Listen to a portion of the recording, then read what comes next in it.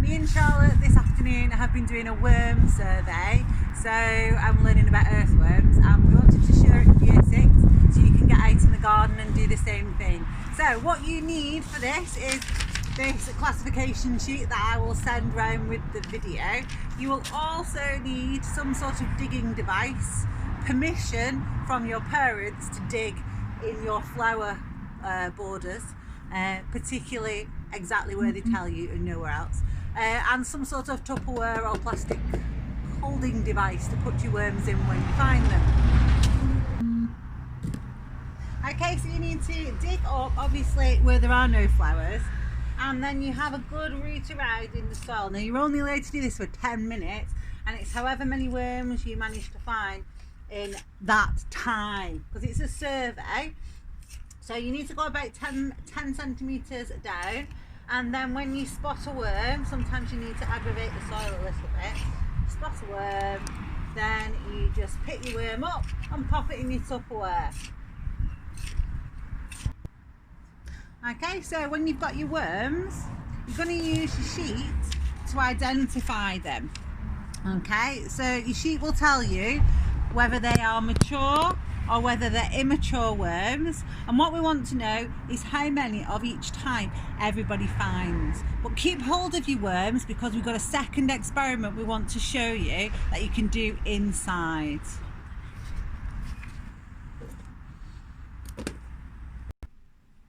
Okay, so you've got your sheet, which is to help you classify which types of worms that you've found. One of the main things that we're looking for is, does it have a saddle?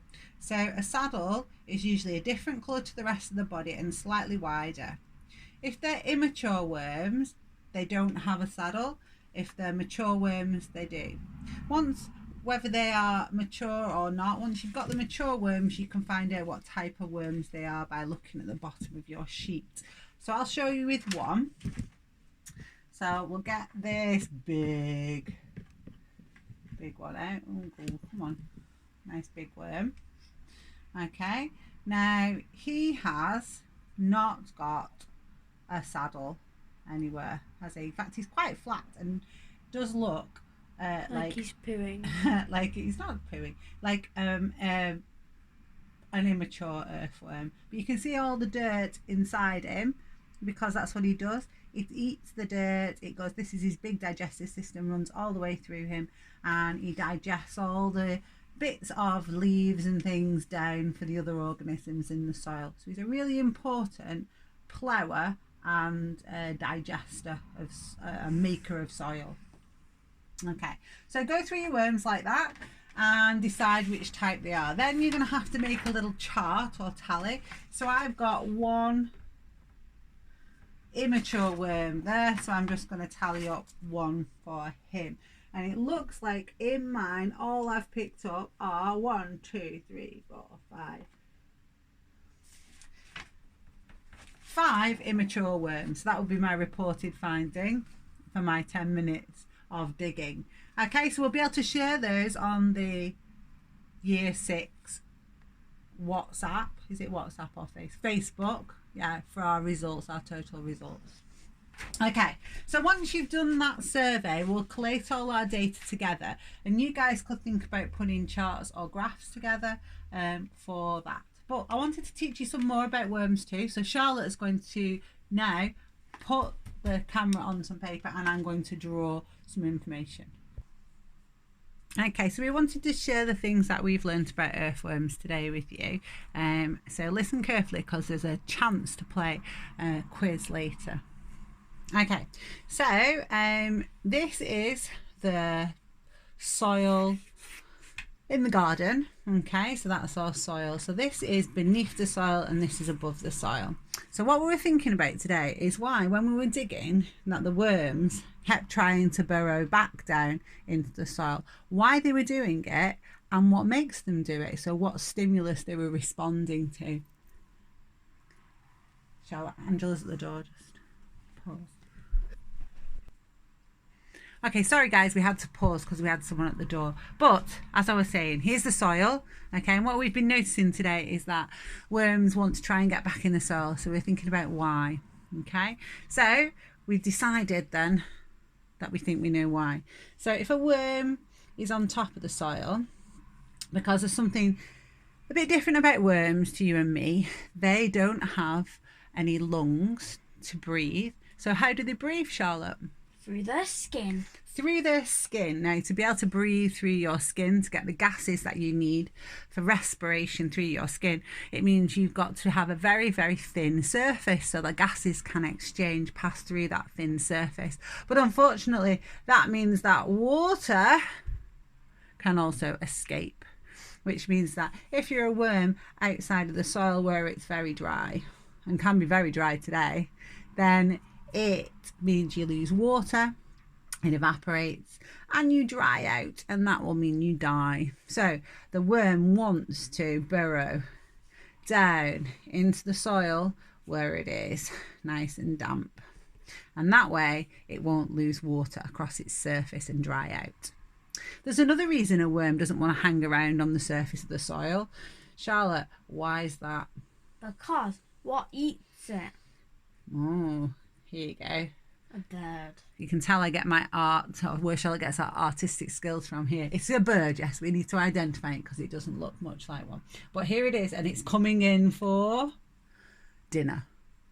Yeah, so this is a predator. When the worm is not safely inside the soil, it is subject to predation, so birds may eat it.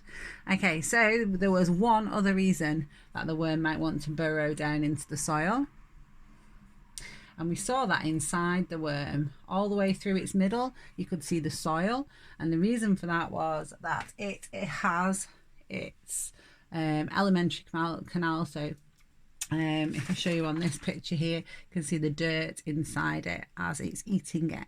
Okay, so its food source is also under in the soil as well. So there's three reasons there why the worm is better off in the soil. So during evolution, at some point worms developed an adaptation, and the adaptation is they respond to a stimulus, which means that they end up burrowing into the soil and staying in this damp, safe environment where their food source is. Okay, now the reason they evolved this is of course because being in the soil is an advantage to their survival. They're much more likely to survive if they don't dry out, don't get eaten, and they're where their food is. Okay, so we wanted to think about what the stimulus is that they respond to. I mean, it could be that they were running away from the birds, not running, but burrowing away from the birds when they see them, but they don't have any eyes. So that can't be right. It might be that they're moving towards the more damp, moist areas. Okay, that's a hypothesis. It might be that they're attracted to their food, but it isn't any of those things. It's something that is present above the soil that is absent below the soil, which if the worm responds to in a negative way, moving away from that stimulus, it will always find itself in soil where it'll be safe, damp, with food. So what's the stimulus, Charlotte, that they are responding negatively to? The sun. The sun. Which particular thing from the sun? The heat. Not the heat. The light. The light is correct. So we wanted to show this with a second experiment. So today we set up a little experiment that went like this. So if you take your worms, okay, and you place them in your box, and then you somehow make it so that one side of the box is much darker. Okay, now we haven't really placed it in the light, but if we place that in the light,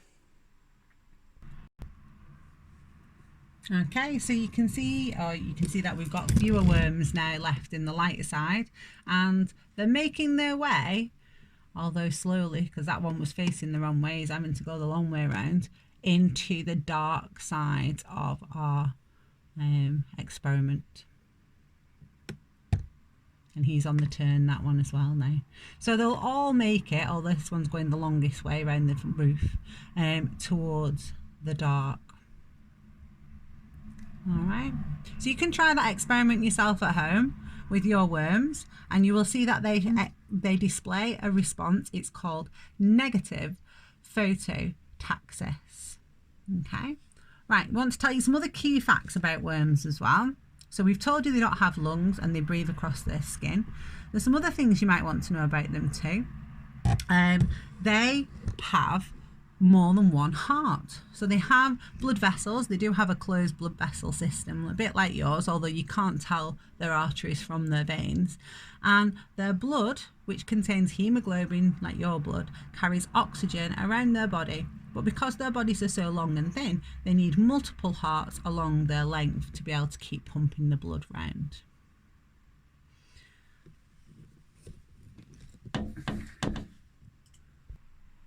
Okay, so something else we wanted to tell you about today. We've been talking about this guy. I don't know if you recognise him.